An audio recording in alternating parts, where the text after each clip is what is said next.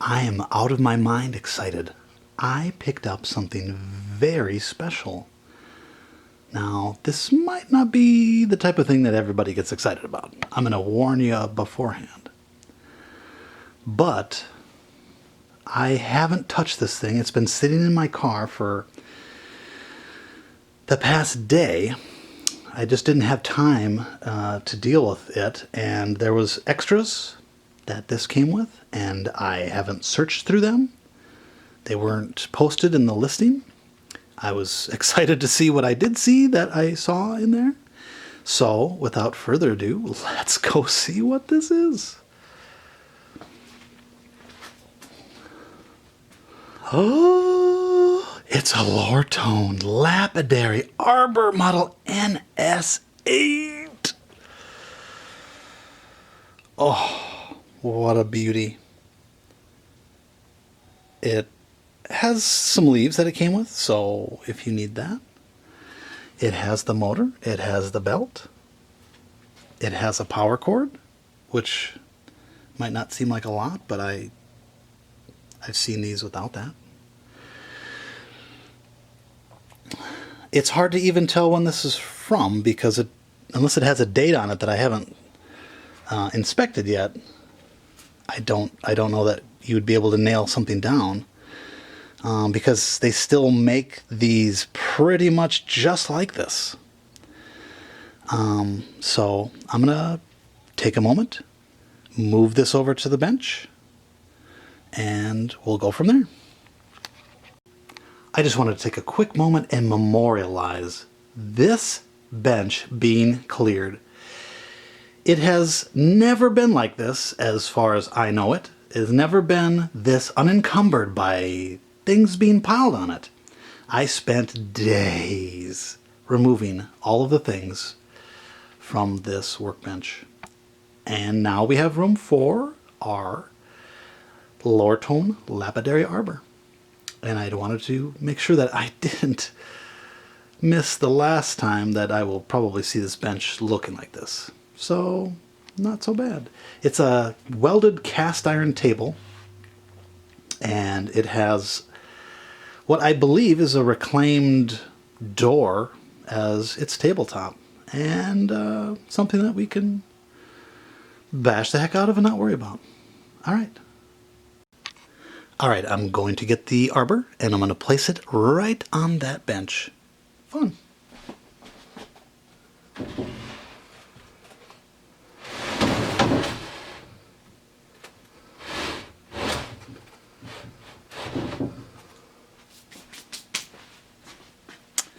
There it is.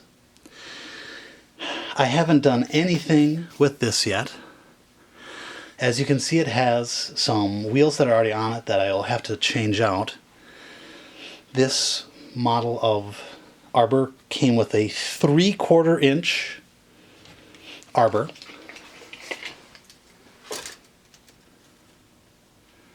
Which has not changed. But I think it's spectacular. I love old machinery that looks like it has gotten good use, and that looks like it could still provide many more hours of use.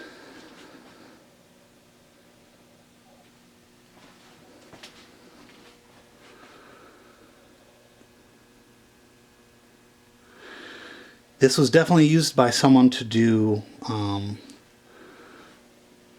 stone cutting of some sort. Up here in Minnesota, agates are very popular, and there is a lot of agates pretty much everywhere.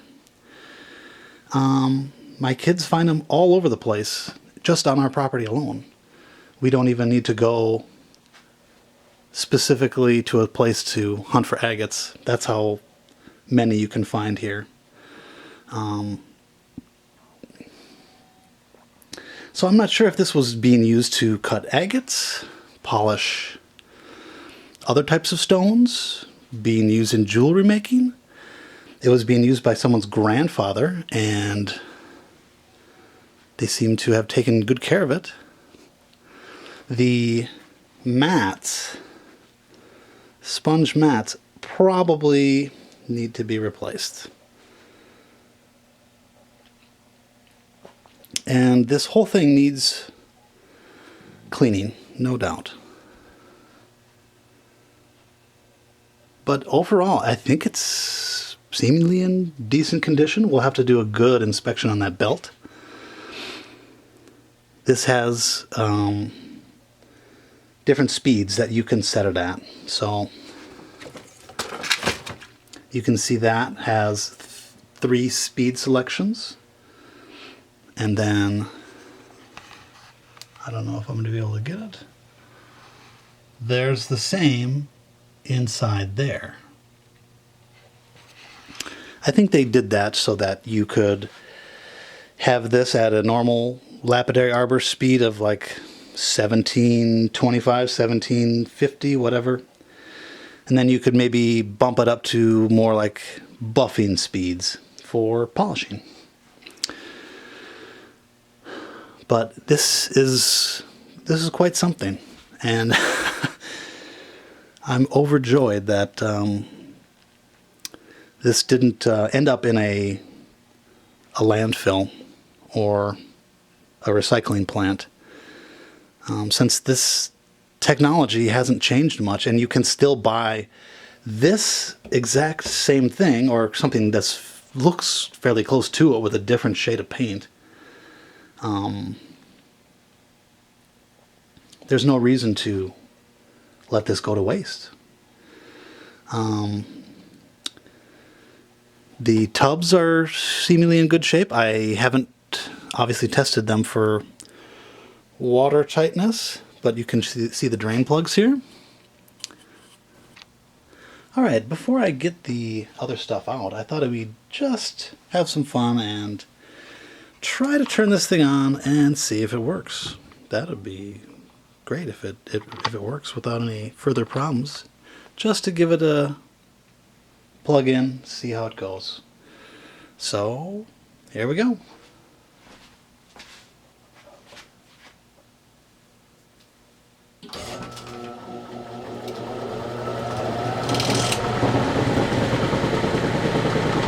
Yeah, oh, that is lovely.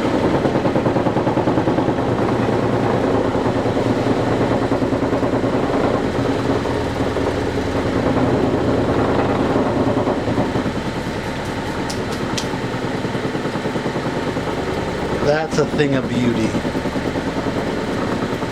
The noise is mostly coming from the particle board banging against the tabletop, which is not a level surface. I think if I put a couple sheets of cardboard underneath there, and you won't ever notice that. Oh, it cuts through leaves, everybody. No problem on that.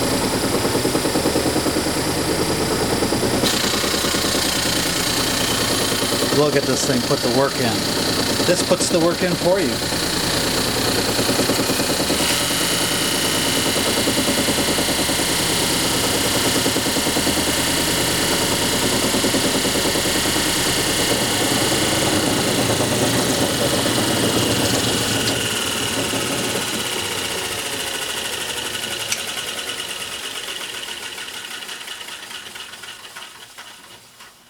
Oh, that was beautiful to see. How exciting! Oh! Okay, so drain pans. These were the drain pans from the Lortone Lapidary Arbor, and they were a mess. I'm not gonna sugarcoat that. They were a nightmare to clean up, and we only got partway there, and some of the stuff that was being cut, or the silicon carbide grinding wheel bits and pieces were kind of embedded into the surface of the aluminum, which that's fine, they should stay there. But for going forward, we want to make sure that everything that we are cutting is going to be properly drained. It's going to go down into a bucket and be taken care of and disposed of from there. What we want to be careful of is having little nooks and crannies that get crusted stuff in there. And so we're kind of trying to avoid that by using these rubber. This is a rubber floor runner. I had originally purchased a foam rubber sheeting for toolbox liner, like, this stuff, which, I actually kind of like this stuff, but little bits and pieces of the particles of the stuff that we're cutting is gonna, it kind of absorbs itself into the surface. As we can see over here on my setup that I've got for flex shaft cutting, you can see there's boulder opal inside of that stuff now, which, we're just trying to be as safe as possible, get rid of all the possible contaminants. This is going to be a cleaner shop than maybe most people would need to have, but that's kind of what our goal is. So this may not be applicable to everybody to go to these lengths. And most people who I've seen cut just leave their pans there and they just let the stuff sit and they don't do any sort of cleaning out or any sort of preparation in that regard. But I thought I'd go the extra step and just do this. That foam padding, it wouldn't work for this. So this was the type of material that I originally had envisioned putting in here, but couldn't find the right terminology. And then finally I found something on Amazon that fit the bill, and I've been very pleased with this material. It's rubber. This is foam rubber, which is a little bit different. This is just pretty much rubber, and it has a little bit of a coating on it that was probably put on by the factory. But yeah, so what we're hoping for is to get a good flow rate down the channels, and that's why we have this channeled stuff. If you can look in here, you can kind of see it's like ribbed. So we're hoping that this gets the water flowing down there. To help that, we're going to use some shims. And we're going to see if we can't get this to not be obstructing the wheel, but have enough of a downslope so that the water doesn't pool into the back. We don't want the water to pool into the back. Even though we cut this really tight and it's nice and snug as far as the length goes, and we kind of left it wider than it needs to be for the width of the pan, so that we have these kind of sides that kind of go up there so that nothing will get caught in there. At least that's the idea. This may work well in practice and it may not. Well, we'll have to see, but it's what we're attempting. So yeah, let's give it a try and see what happens when we give this a little bit of a boost, and maybe we're going to need to do some adjustments, and this might be part of the learning process, but yeah, I don't think that would disturb the wheel being on there. It's got a little bit of clearance, but probably not much more than that. So yeah, let's test it and see if we can put some water in there and see if we've got the desired effect. Even if it doesn't automatically go down, we'll notice what's happening here. So here we go.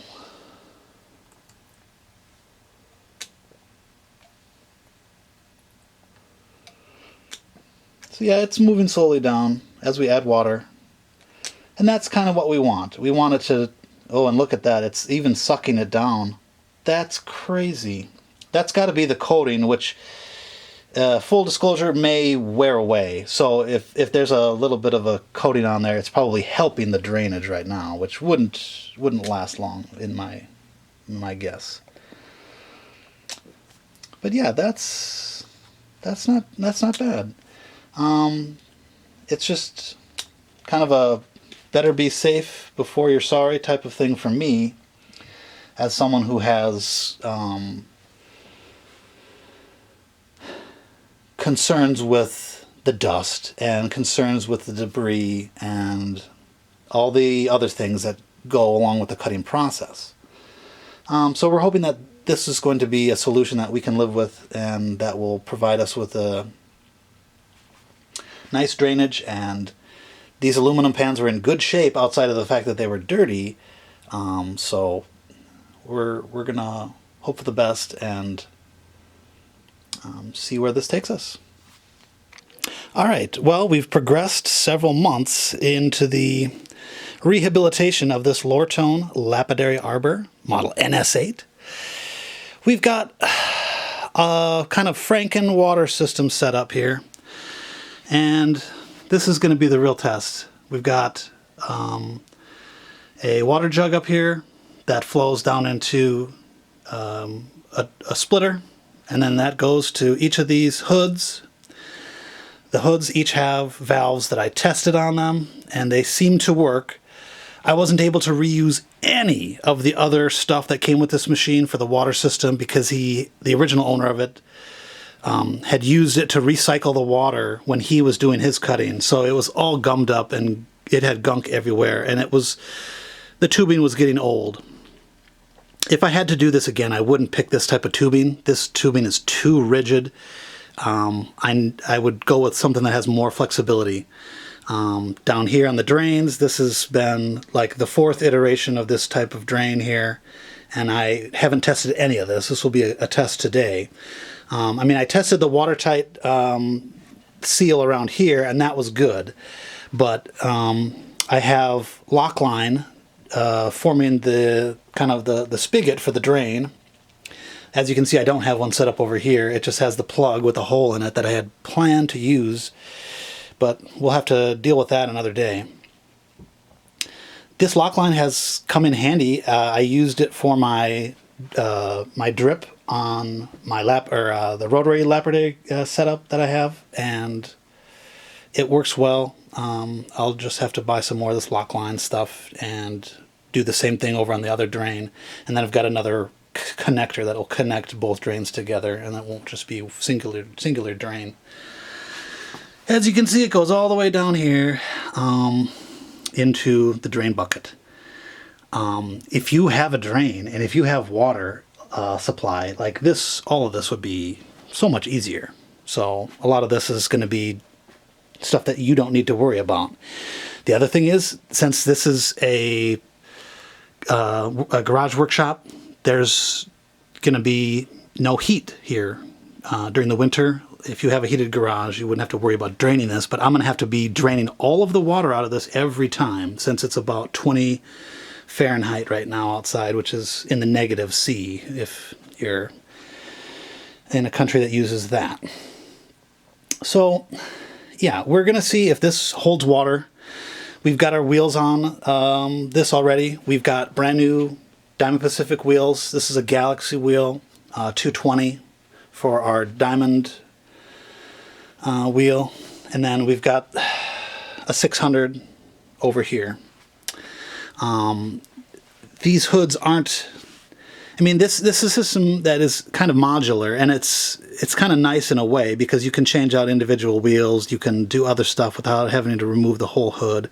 I don't know if this is a whole lot easier to do on you're a Genie or a Titan or a Cab King, whichever machine you might be using. This might have things that are more of a pain. The other thing with this setup is that the belt is kind of bent out of shape. So I ordered a new belt, which, you guessed it, is also bent out of shape. So I'm hoping that, there's nothing materially wrong with this belt. I've inspected it several times. It seems fine. I'm not worried about it snapping or anything like that. And it's not so rigid that it shouldn't, hopefully, upon some extended use, kind of retake its form and heat up a little bit and be just fine. But right now it's causing a lot of rumbling on the machine. So first things first, we're going to pour some water in, see if we've got any leaks, go from there. Hopefully this will not leak, and then we'll be on to cutting some stones and breaking in the wheels. So here's hoping. All right, so the moment of truth is finally here for the test in the water system.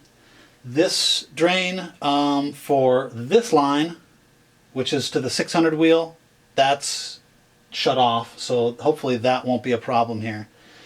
This one that is set up for the 220 is also shut off, but we will try to turn that one on and see if there's any leaks. Hopefully this union here doesn't leak. And hopefully up here has a gasket, it shouldn't leak. But this is turned on. This is a single piece. So when this thing, you can shut it off from up here, but then this thing would have to turn, which obviously right now it wouldn't, being that this pipe is so rigid. So without further delay, let's use the funnel here and try to get this water in there. I'm using slightly warm water. I'm not using hot water because I figured that would really put this to the test, and it would kind of loosen things up, and that maybe is not what we want to have happen. So I'm using just slightly warm water. I don't want to use cold water because that seems to would work against me here. So let's just try it with this. We're going to go put the full gallon in here. This is a 2.5 gallon reservoir. So, and it's filling it up just about 2/5 of the way, so that math works. Okay, I'm going to shut the lid up top, and as I can see, no, no, fail. This is fine. This isn't, and the valve is shot, of course. So, yeah. All right, so we've done some adjustments. This isn't leaking up here, which is good. That's the last thing that we needed to leak. This connection is good. This connection is just fine. This will even let us turn the valve around, which I didn't think it would. And it's just, it's got a little bit of water there, but not much. Obviously, we don't want it to drip on any electrical equipment, so maybe something that we need to take a look at. But for right now, I think it's just fine. Now, both of these valves are now working better. There's no water that's coming through there as it's just sitting passively with the water being available to come through the hoses. The top of the valve is what's leaking, and I don't know that there's much I can do about that. Maybe put some stuff in there if there's dirt and grime, and there's got to be other stuff. These things were just caked when I got them in all sorts of buildup of material. So that might be able to be looked at, and maybe once the valve is used a couple more times or a couple dozen more times, it'll eventually start to seal the top of that thing. They're old copper and aluminum valves, and I did a separate thing where I tested them, and they were watertight then. Now that they're under a little bit more pressure with more water being in the line, they're not up to that task. This one did the same thing. It's leaking at the top. So the water down here is not from the connection, which I went ahead and shored up the connection, put some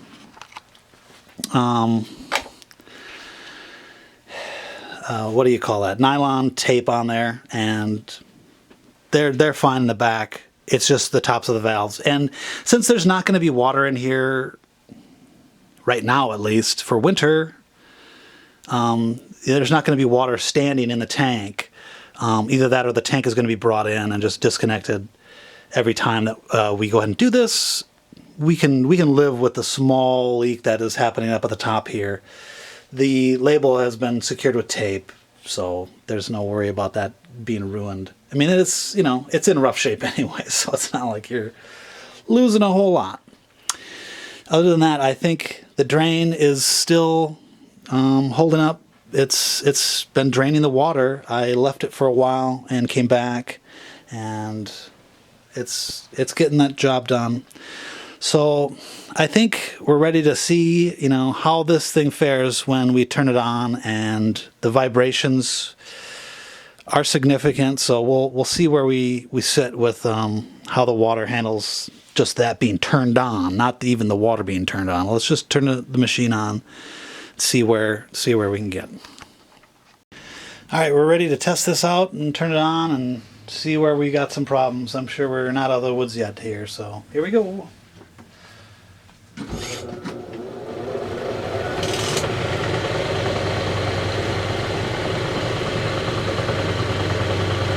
That's actually better than I thought it would be.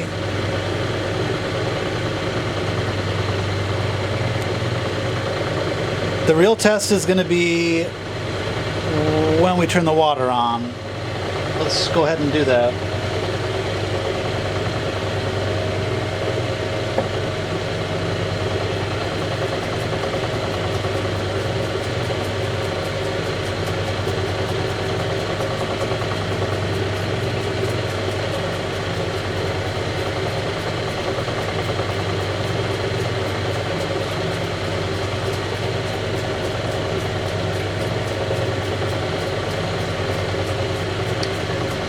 I am hoping that hood is going to shake less when the belt is doing the shaking here, not anything else.